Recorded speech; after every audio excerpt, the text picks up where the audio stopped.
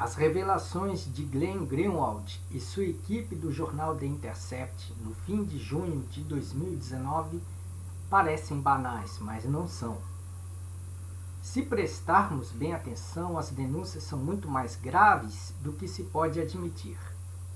Lendo somente as conversas de Sérgio Moro e Deltan Dallagnol no aplicativo de mensagens Telegram, observa-se que não são apenas diálogos entre amigos, mas planos criminosos que não só revelam a inadmissível promiscuidade entre juiz e procuradores, como eles provam a arbitrariedade de Moro, a cumplicidade subserviente de Deltan Dallagnol para o juiz, a atuação dos dois à margem das leis a ponto de criar artifícios para forçar inquéritos e sentenças condenatórias, entre outras armações.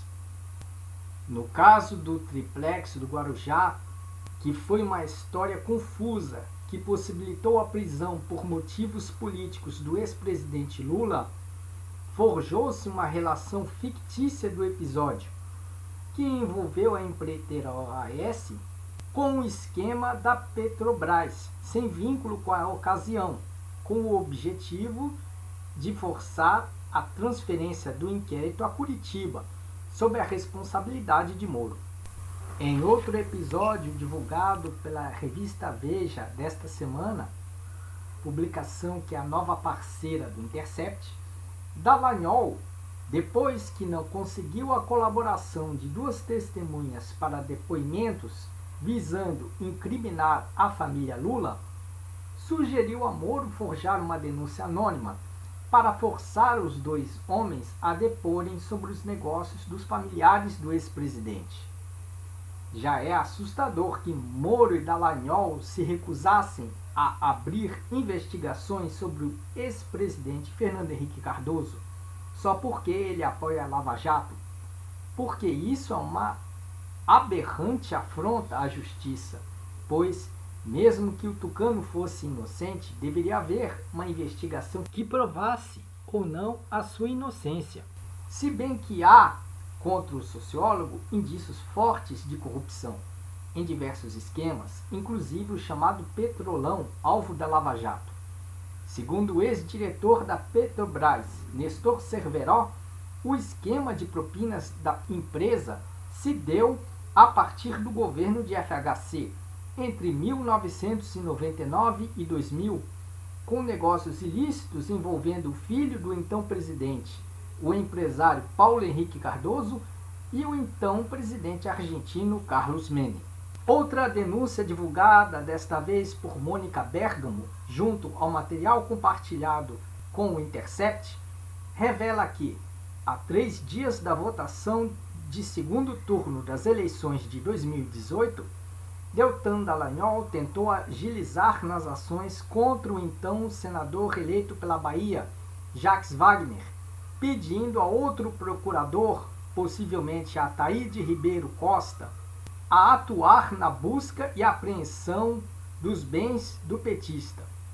Apesar de Dallagnol apelar que seu pedido é urgentíssimo e do tipo é agora ou nunca, que ele cita usando a grafia de risada, a conhecida letra K, escrita várias vezes, Ataíde diz que isso não atingirá o foro privilegiado do parlamentar.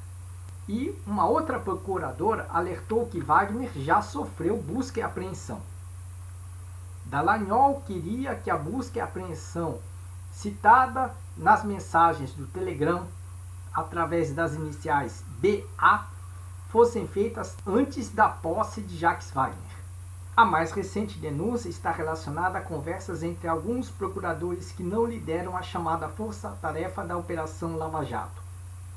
Eles reclamam do autoritarismo de Sérgio Moro, acusado de inquisidor, centralizador e que utiliza o Ministério Público para corroborar suas ideias.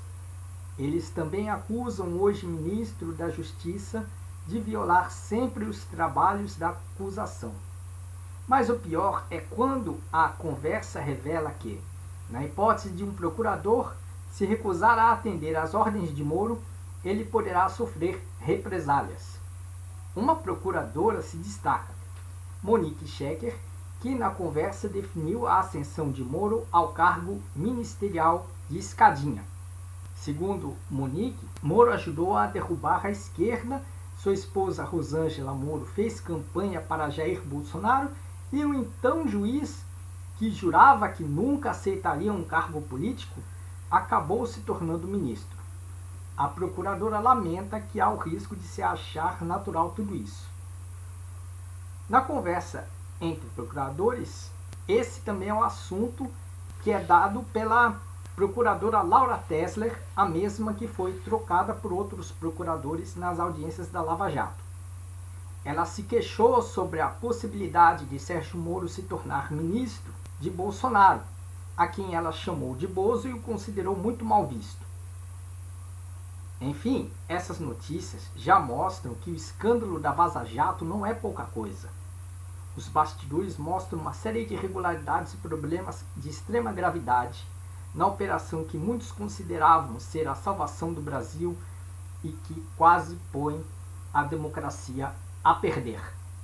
Por enquanto, a democracia está frágil, mas ainda respira.